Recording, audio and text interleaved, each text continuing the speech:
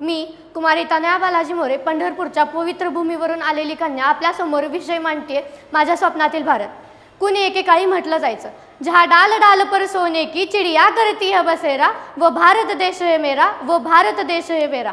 पण दुर्दैवानं या दृश्याला कुणाची तरी नजर लागली आणि हे दृश्य पालटलं व माझ्या मनामध्ये विचार आला की माझ्या स्वप्नातील भारत, मला असं वाटतं की माझ्या स्वप्नातील भारत आणि वर्तमानातील भारत एकच असावा, परंतु दुर्दैवानं असं नाही।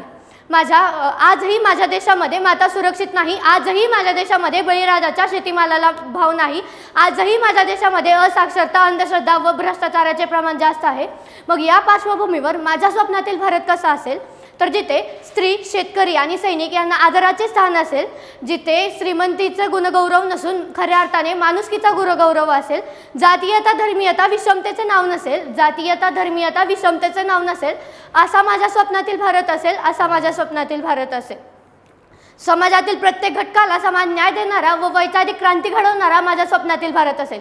नारी जातीचा सन्मान करणारा, त्यांच्या विचारांचा आदर करणारा व त्यांना न्याय देणारा माझ्या स्वप्नातील भारत असेल। धर्म, जाती, प्रांत, भाषा, द्वेष सारे संपू दे, एकनिष्ठा, एक आशा, एक रंगी रंगू दे, अन पुन्हा पसरो मनावर शुद्धतेचे चांदणे, मानसाने मानसाशी मानसासम वागणे, मानसाने मानसाशी मानसासम वागणे। याप्रमाणे सर्व जाती धर्मांची एकच टाळी वाजवणारा व मानवता धर्माचा पुरस्कर्ता माझ्या स्वप्नातील भारत असेल। सह्याद्रीच्या व हिमालयाच्या कुशीत दगडधोंड्यांच्या मुशीत फाटून तावून सुलाखून निघालेली जात आपली, नांगराचे फळ आणि भाल्याचे टोक म्हणजे आपण, जिथं घुसू तिथं आरपार फाडत नेण्याची क्षमता असणारा माझ्या स्वप्नातील भारत असेल। कुणाच्या प्रदेशावर आक्रमण करून भाग मिळवून राज्य करणारा माझा भारत नाही, परंतु आमच्याच मातीत येऊन आमचीच वाट अडवून आमचीच वाटमारी करणाऱ्याची त्यांच्या वाटेवर जाऊन वाट लावल्याशिवाय आम्ही आमच्या वाटेवर परतत नाही, हाही एक इतिहास आहे आमचा, हे दाखवून देणारा माझ्या स्वप्नातील भारत असेल। ज्याप्रमाणे शिवरायांच्या काळात शेतकऱ्याच्या गवताच्या पात्याला हात लावण्याची कुणाची हिंमत नव्हती, त्याचप्रमाणे जगाचा पोशिंदा थाटात रुबाबात जगत असणारा माझ्या स्वप्नातील भारत असेल। या स्पर्धेच्या युगात आपला प्रतिस्पर्धी जरी पडला तर त्याला उचलून आपल्यासोबत धावत घेऊन जाण्याची संस्कार असलेला माझ्या स्वप्नातील भारतातला प्रत्येक नागरिक असेल। सर्व संस्कृतीचा मेरुदंड असणारा माझ्या स्वप्नातील भारत असेल। सर्व मांगल्यांचे अधिष्ठान असणारी संस्कृती माझ्या देशाची असेल। चराचरातील सर्वसाक्षी ईश्वराचे स्थान या देशातील प्रत्येक नागरिकाला गवसलेले असेल। माझ्या स्वप्नातील भारतामध्ये माझी भावंड, माझी माणसं हे अमृताचे चालते बोलते सागर, चालते बोलते कल्पवृक्ष, निष्कलंक चारित्र्याचे चंद्र, तापदायक न ठरणारे सूर्य, चैतन्य देणारे चिंतामणी असतील।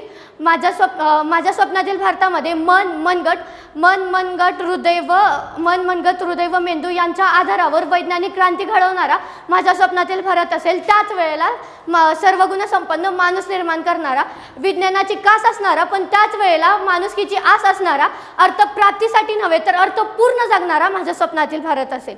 माझ्या स्वप्नातील भारतामध्ये प्रत्येक नागरिक हा आपले वैयक्तिक जीवन सोडून राष्ट्रप्रथम ही भावना असणारा असेल।